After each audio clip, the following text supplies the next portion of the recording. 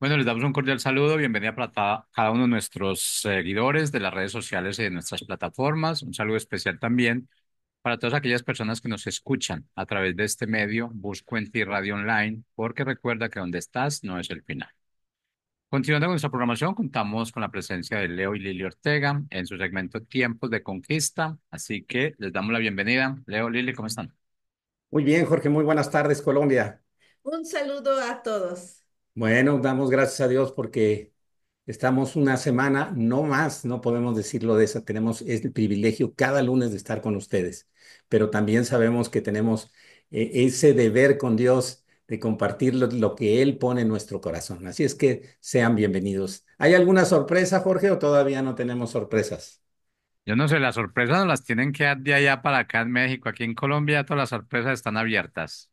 Bueno, pues miren, podremos la semana, nada más les adelanto que semana que entra va a haber una transmisión especial, algo que Dios ha preparado en su corazón para que a ustedes puedan disfrutar. Es una semana también especial para nosotros, pero también para México, la Ciudad de México, y creo que vamos a tener un privilegio de que alguien nos visite y transmita desde aquí. Muchísimas gracias a todos por estar en tiempos de conquista, porque al que cree, todo le es posible conquistar. Hoy vamos a continuar la serie que llamamos Los Libertadores de nuestra vida. Esta serie está basada en los jueces de Israel. Hemos reflexionado acerca básicamente de 5 jueces. De Otoniel aprendimos que cuando el Espíritu del Señor viene sobre nosotros, podemos conquistar. A cuando la palabra de Dios entra en lo más profundo de nosotros, podemos conquistar. Con Débora, cuando escuchamos la voz de Dios, nos despertamos y levantamos para conquistar. Con Gedeón tuvo varios programas. Cuando Dios nos fortalece y sostiene en el llamado a pesar de las dudas e inseguridades. Hoy tenemos un personaje que ahorita lo vamos a nombrar, pero cuando Dios nos fortalece, también hay otra para aquellos que cuando Dios escoge a la gente que es despreciada por su familia. Eso es muy importante también que nosotros entendamos que Jesús vino a traer la palabra y nos acercó al reino, pero a veces nuestra familia puede ser que no crea en Dios. Pero hoy hay una palabra para cada uno de ustedes. El tema de hoy lo hemos llamado Conquistando el desprecio del pasado. El versículo base del día de hoy se encuentra en Primera de Corintios 1:28. Lo vamos a leer en la palabra de Dios para todos. Dios prefirió lo que el mundo cree que no es importante, lo que desprecia y lo que no significa nada. Prefirió todo eso para destruir lo que el mundo cree que es importante. Solo el amor de Dios puede hacer en nosotros lo que somos y dejamos de ser por su buena voluntad. Esto quiere decir que Él nos está transformando, como decíamos, como ese alfarero que está haciendo en sus manos un vaso de honra y nosotros somos un vaso de honra. Eh, Sabemos que en Él está nuestra plenitud. Sin embargo, todavía nos falta. Esto es todavía no ha terminado la buena obra que empezó en nosotros. Vamos a tener un versículo, ya les di cuál es el base de día de hoy, pero también este versículo nos enseña que Él va a terminar esa obra que empezó en ti, en mí y en nosotros. Está en Primera de Juan 3, 1 y 2. Lo voy a leer en la Nueva Traducción Viviente. Miren con cuánto amor nos ama nuestro Padre que nos llama sus hijos. Y eso es lo que somos. Pero la gente de este mundo no reconoce que somos hijos de Dios porque no lo conocen a Él. Esto significa que el mundo nos conoce como cristianos. Esa es la palabra que nos han puesto y no es porque esté mal, solamente que no dicen ahí hay un hijo de Dios. Él es un hijo de Dios. Entonces, porque cuanto no lo conocen a Él, también muchas veces no nos reconocen a nosotros. El versículo 2 de este capítulo, queridos amigos, ya somos hijos de Dios, pero Él todavía no nos ha mostrado lo que seremos cuando Él venga. Pero si sabemos que seremos como Él, pero sí sabemos que seremos como Él, perdón, porque lo veremos tal y como es Él. Muchísimas gracias por escucharnos Y vamos a empezar, Lili. Así es, pues bueno, la semana pasada, como decía mi esposo, terminamos con Gedeón, ¿verdad? Que fue el quinto juez de Israel. Pero, ¿qué pasa? Después de que él muere, las cosas empiezan a ir mal nuevamente. Y bueno, resulta que un hijo de Gedeón, Abimelech, un hijo que tuvo con una concubina, pues usurpó el gobierno, ¿verdad? El lugar de poder en el gobierno, él lo tomó. Y no podríamos considerar a él como un juez, sino más bien como un usurpador. ¿Y por qué? Vamos a ver rápidamente qué pasó con él. Y resulta que Abimelech fue a hablar con la familia de su madre, esta concubina, ahí en Siquem, y acuerda con ellos, con la gente del pueblo, que él gobierne. Pero fíjense cómo las cosas empiezan a tornarse pues medio turbias, ¿verdad? Porque resulta que esta gente de Siquem le da dinero del templo de Baal Berit, un dios cananeo. Y le da dinero y él empieza a hacer cosas. Vamos a leer esta historia que la tenemos ahí en Jueces 9, pero solo vamos a leer unos pedacitos porque vamos a ir avanzando hacia otros jueces. Y dice ahí, y le dieron, o sea, refiriéndose a Abimelech, los de Siquem, dice, y le dieron 70 ciclos de plata del templo de Baal Berit, con los cuales Abimelech alquiló hombres ociosos y vagabundos que le siguieron, y viniendo a la casa de su padre en Ofra, mató a sus hermanos, los hijos de Jerobal, o sea, de Gedeón.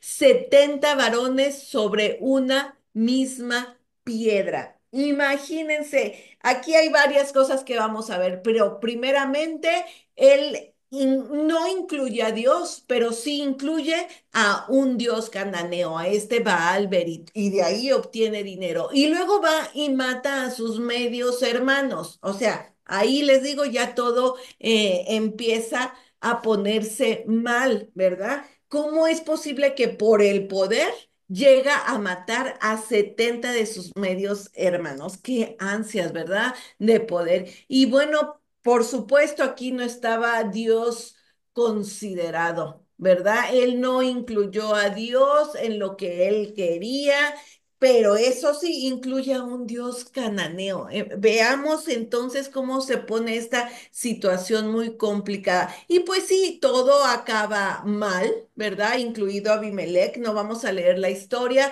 pero ahí la podemos leer después, ahí en Jueces capítulo 9, ¿verdad? Pero fíjense, Dios actúa de una forma muy peculiar y vamos a ver qué pasa. Voy a leer en la versión Dios habla hoy dos versículos del capítulo 9, el 22 y el 24. Y dice, Abimelech dominó a los israelitas durante 3 años. Fíjense, no dice juzgó a Israel, dice dominó a los israelitas durante 3 años.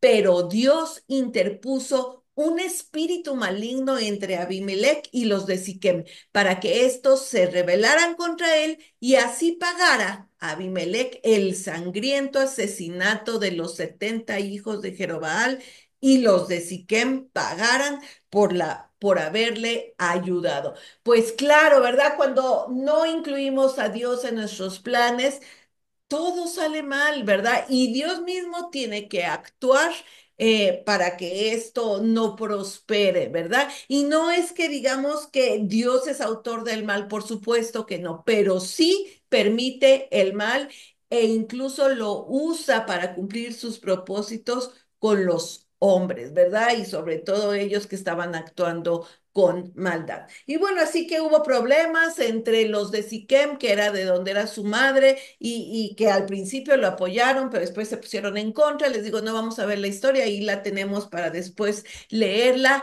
Y finalmente muere Abimelech por un pedazo de rueda de molino que una mujer dejó caer desde una torre, ¿verdad? Pero bueno, para que él no muriera de esa forma deshonrosa para él, porque iba a ser por medio de una mujer, pidió a uno de sus hombres, de sus propios personas que estaban con él, que lo terminara de matar. Y pues sí, ¿verdad? Abimelech mató a sus 70 medios hermanos sobre una piedra y fíjense cómo son las cosas. Él muere también por una piedra que le cae, ¿verdad? Aunque él no quería que supiéramos esto, pues lo sabemos incluso miles de años después, ¿verdad? Pero bueno, aquí qué nos queda de enseñanza, que cuando Dios no nos pide algo, o sea, él no iba a ser llamado para ser juez de Israel, ¿verdad? Él lo quiso usurpar.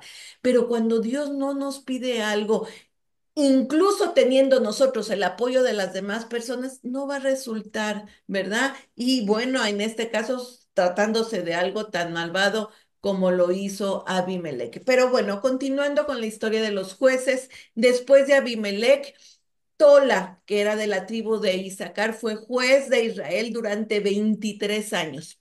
No sabemos ningún hecho específico de él, pero tampoco sabemos quién era el enemigo opresor en ese momento, pero bueno, fueron años de paz. Y lo mismo con el siguiente juez que se llama Jair de Galad, que juzgó a Israel durante 22 años. Bueno, todos esos años tampoco sabemos de Jair qué hizo, pero bueno, por un lado puedo decir que si no se nos dijo nada es que hubo años de paz y qué bueno, pero ya después de estos dos jueces, leemos tristemente cómo otra vez el pueblo de Israel vuelve a hacer lo malo, ¿verdad? Y vuelven a la idolatría y bueno, toda esta adoración y servicio a un Dios ajeno los lleva nuevamente a la esclavitud. Y quisiera yo también resumir estos versículos, pero la verdad es que no puedo. La palabra es tan clara y específica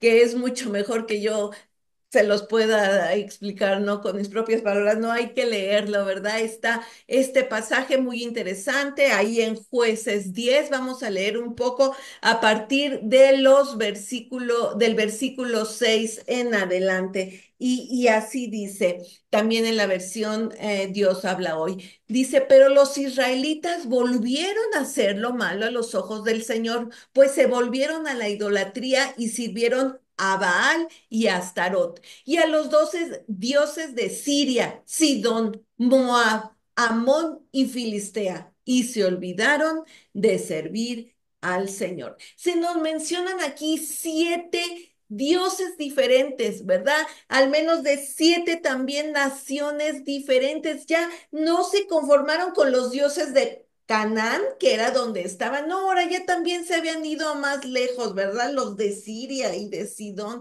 O sea, qué bárbaros. Ya había sobrepasado esta parte de la idolatría en ellos, ¿verdad? Y sigamos leyendo. Y dice, y el Señor se enojó mucho contra Israel. O sea, eso ya a mí me duele, ¿verdad?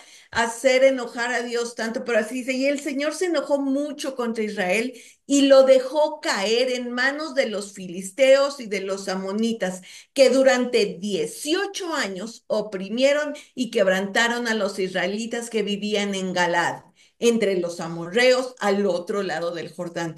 Además, los amonitas cruzaron el Jordán para hacerle la guerra a Judá y a Benjamín, descendientes de Efraín, y otra vez Israel sufrió una gran opresión.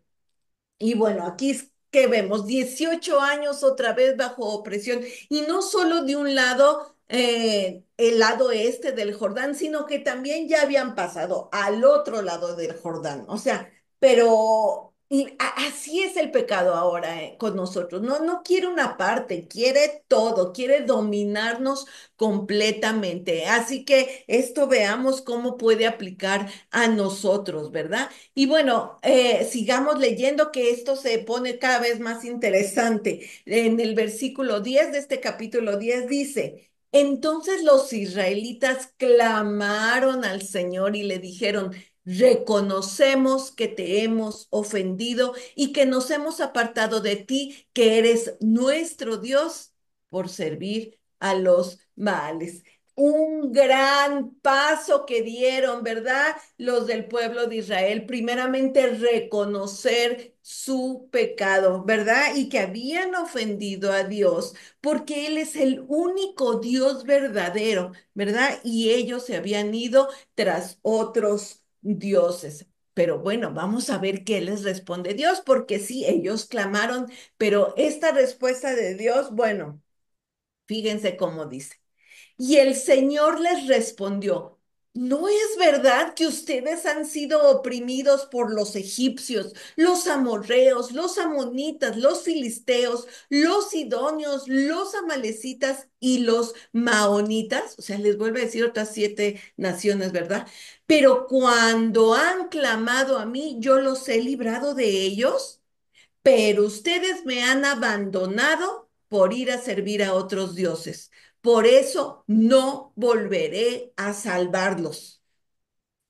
Determinó eso Dios. Vayan y pidan la ayuda de esos dioses que han elegido, que sean ellos quienes los libren de todas sus aflicciones. Ay, qué respuesta tan fuerte y directa les dio Dios, ¿verdad? Y pues sí, o sea, si tanto estaban insistiendo en adorar a otros dioses, pues que esos dioses les respondieran, ¿verdad? O sea, yo veo aquí que Dios llegó a un punto de decir ya no más. O sea, Dios les está dando hasta una clase de historia ahí a ellos. A ver, pues desde los egipcios ustedes clamaron, yo los salvé y esto y lo otro. O sea, 7 veces ahí nombra, ¿no? Y entonces por eso la respuesta de Dios, pues mejor que esos dioses los salven, ¿verdad? Y si nos quedáramos ahí, pues no acabaríamos más que llorando, ¿verdad? Pero vean aún todavía lo que dice, porque pues sí es yo lo quiero aplicar en nuestra actualidad, ¿verdad? Y podemos decir, no, pues es que yo tengo mi dinero, mis talentos, mi trabajo, mis amigos que me ayuden, y Dios diciéndonos, pues ándale, que te ayuden tu trabajo, tus amigos, tu talento, que aparte Él nos lo dio, ¿verdad? O sea, ya llega un momento en que Dios dice, ya no más, ¿verdad? Pero sigamos leyendo y dice así, y los israelitas le respondieron, sí, Señor, reconocemos que te hemos ofendido. Haz con nosotros lo que te parezca mejor. Solo te rogamos que nos salves esta vez. Y los israelitas desecharon todos los dioses ajenos que tenían y sirvieron al Señor, a quien le dolió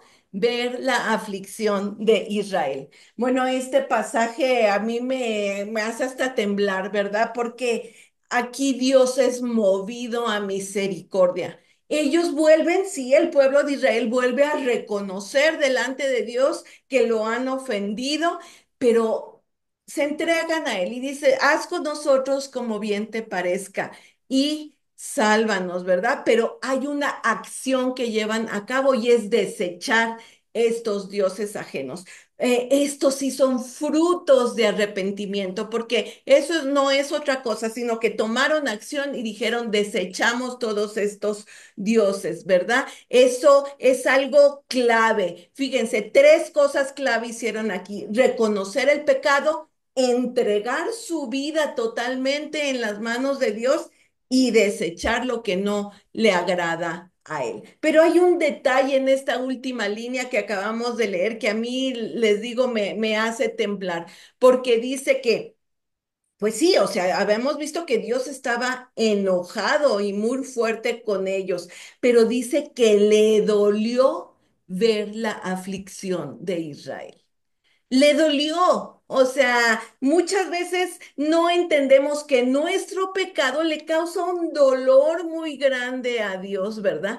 Y aquí, ¿qué hizo Dios con este dolor? ¿Verdad? Dijo, pues les voy a tener que mandar un Salvador, que ahorita vamos a ver quién es este Mi juez, libertador. ¿verdad? Un libertador. Pero aquí otras versiones nos dice que no soportó ver la aflicción de Israel, ¿verdad? Y claramente vemos aquí cómo él como padre puede más su amor que su enojo, ¿verdad? Porque acabamos de leer que estaba muy enojado con ellos, pero le puede más ese amor que nos tiene y dice, le dolió ver la aflicción y actuó, ¿verdad? Entonces, ya tiene el camino preparado entonces para que llegue este libertador que es Jefté, ¿verdad? Un personaje que tenemos como héroe de la fe ahí en Hebreos 11:32, ¿verdad? Y claro, sabemos que muchos años después nos mandó a nuestro Señor Jesucristo porque lo mismo no podía ver nuestro dolor y aflicción a causa del pecado, ¿verdad? De nuestros pecados. Pero bueno, volvamos a Jefté, es una historia muy interesante, no tenemos el tiempo como que para verla todo, pero nos dice primeramente que era un hombre esforzado y valiente y era hijo de una mujer ramera. Y quiero rápidamente hacer una comparación de Abimelech y de Jefté que mencionamos, ¿verdad? Al principio de Abimelech, que también tenía hermanastros. Jefté tiene un problema con sus medios hermanos porque pues él, como acabamos de leer, era hijo de una mujer ramera. Estos medios hermanos le empiezan a decir, tú no vas a heredar con nosotros y lo desechan, ¿verdad? No lo quieren, él tiene que huir, pero ya después pelea por Israel contra Amón. Pero aquí la gran diferencia que vemos con Abimelech es que él sí incluyó a Dios. Y a pesar, él no hizo como Abimelech de matar a los hermanos, no, huyó, ¿verdad? Y dejó que Dios se encargara de su problema.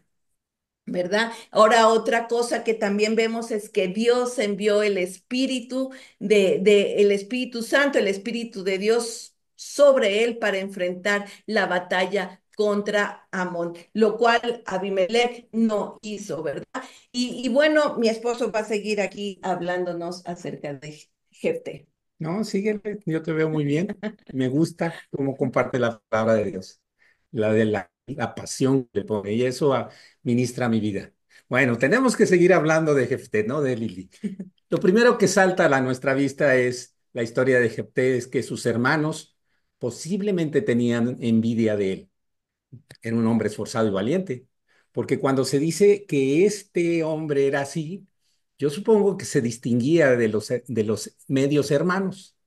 Esto no podía pasar. En el mundo muchas veces no es bueno para unos que sobresalgan unos hermanos por alguna situación. Y más muchas veces es por las capacidades o por muchas cosas que cada uno tendrá una razón.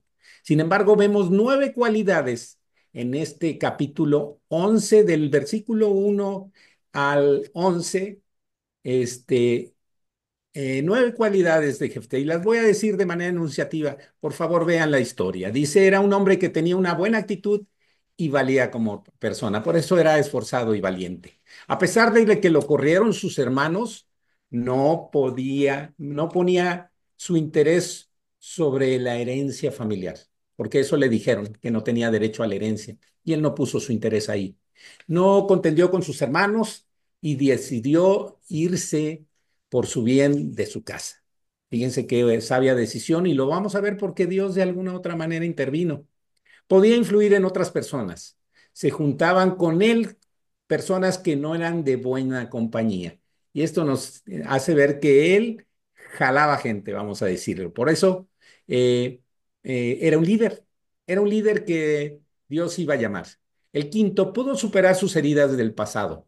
No sabemos si perdonó a sus hermanos, pero sí sabemos que él, cuando lo llaman, él va a ese llamado y pudo dejar ese pasado donde lo habían corrido, donde lo habían menospreciado o despreciado y poder salir adelante. Cuando fueron a buscarlo, estamos diciendo que regresara, no tuvo rencores, solo desconfianza. Él desconfiaba de lo que le estaban diciendo, por eso él pidió de alguna otra manera y ellos le pusieron como garantía a Dios. Tenía características de líder, decimos, pregunta y negocia con esos ancianos que fueron a verlo para que gobernara al pueblo de Israel. Si quieren que haga esto, entonces ellos comprometieron esa posición para que él tuviera decisiones para ser, por eso era un líder. Por sus capacidades lo nombran gobernante y comandante del ejército.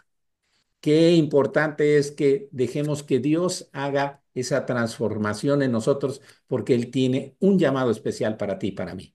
En presencia del señor Jefté, repitió lo que les había dicho a los ancianos. Esto lo dijo delante del Señor, delante del pueblo y nuevamente delante de los ancianos. Cuán importante es corroborar eso. Bueno, ya como gobernante vemos otras características importantes. Después de los versículos 12 en adelante, solo pedía lo que Dios le había dado y entregado a Israel. Cuando hablaba con el rey de los amonitas o se mandaba mensajes, él solo estaba pidiendo eso, lo que Dios les había dado. Vean el versículo 23, dice, así que como ves, fue el Señor Dios de Israel quien les quitó la tierra a los amorreos y se las dio a Israel. Entonces, ¿por qué tendríamos que devolvértela a ti? Tú quédate con todo lo que tu Dios quemó, así se llamaba su Dios, y nosotros nos quedamos con todo lo que el Señor, nuestro Dios, nos dio, ¿verdad? Entonces, cuán importante es saber que algo ya Dios ha dado y que tú tienes que pelear por lo que Dios te ha dado. No lo tienes que entregar si Él te lo ha dado. Y luego, en el segundo punto, ya como gobernante, pone a Dios como un juez justo. Le da un ultimátum porque quiso negociar, volvemos con el rey y dice el 26, hace 300 años que Israel vive aquí.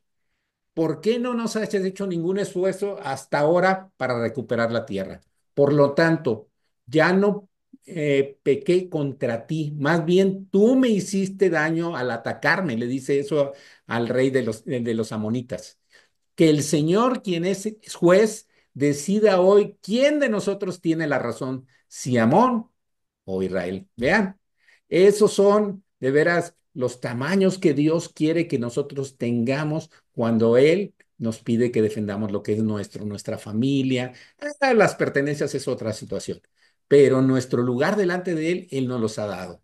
Vean el versículo 29 y esa es la tercera característica. El Espíritu de Dios estaba con Él. Y dice, en esa ocasión el Espíritu del Señor vino sobre Jefté. Y eso es algo que también pasa sobre nosotros cuando nosotros caminamos con la certeza de que Él nos ha dado algo. Y por último, cuando siendo gobernante, Dios da la victoria a Israel de la mano de Jefté. En el versículo 32 dice, así que Jefté dirigió al ejército contra los amonitas y el Señor le dio la victoria.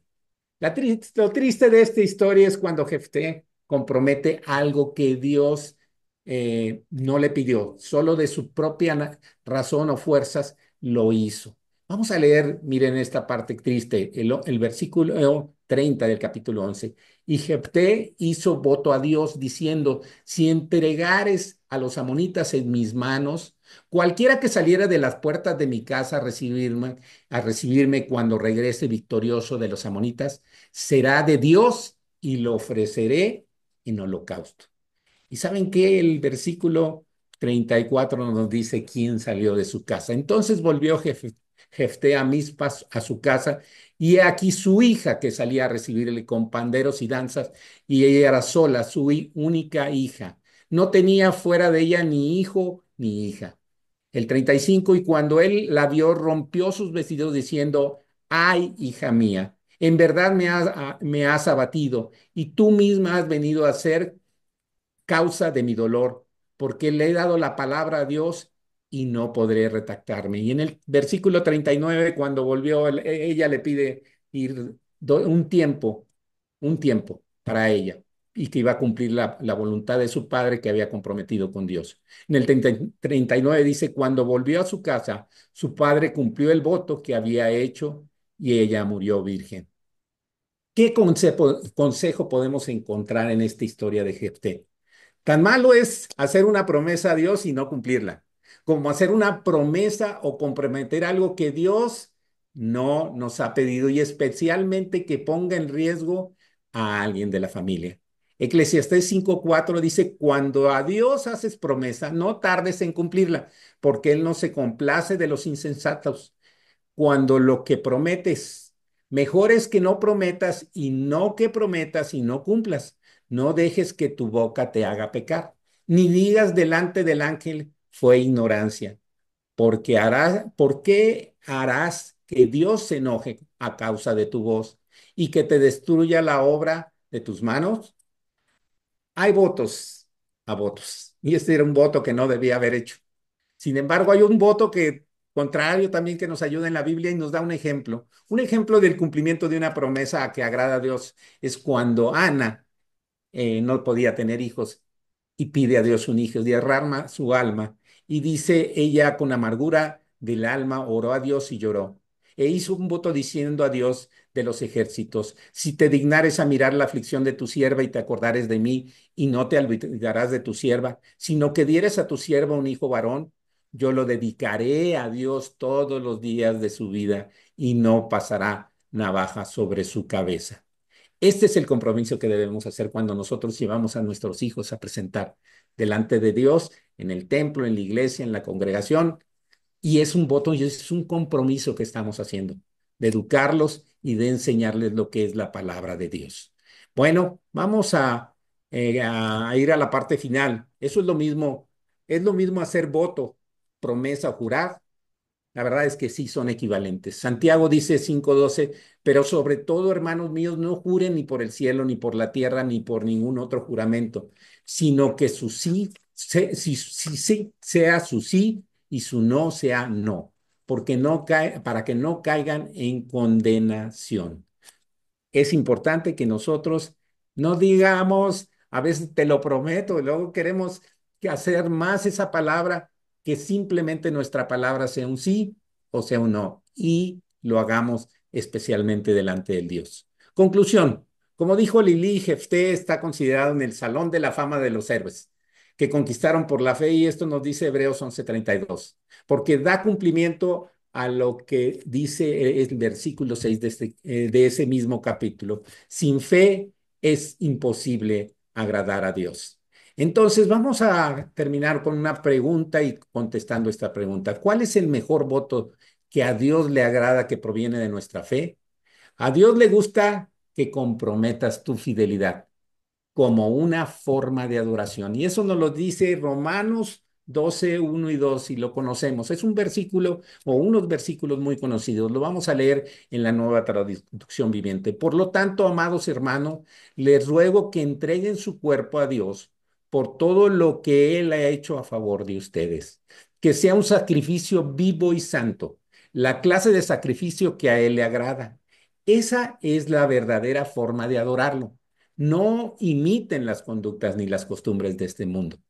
Más bien, dejen que Dios los transforme en personas nuevas al cambiarles la manera de pensar. Él quiere que cambiemos esta mentalidad que a veces no le agrada, esta mentalidad que ofrece mi vida y no ofrezco otra cuestión. Ofrezco mi fidelidad, ofrezco conocer al Dios, ofrezco buscarle en medio de mis circunstancias difíciles o en medio también de mis angustias. Entonces, dice, aprenderán a conocer la voluntad de Dios para ustedes, la cual es buena, agradable y perfecta. Muchísimas gracias por estar con nosotros en tiempos de conquista, porque al que cree todo le es posible. Conquistar. Muchísimas gracias y que Dios les bendiga. Nos vemos la próxima semana con el gusto de siempre.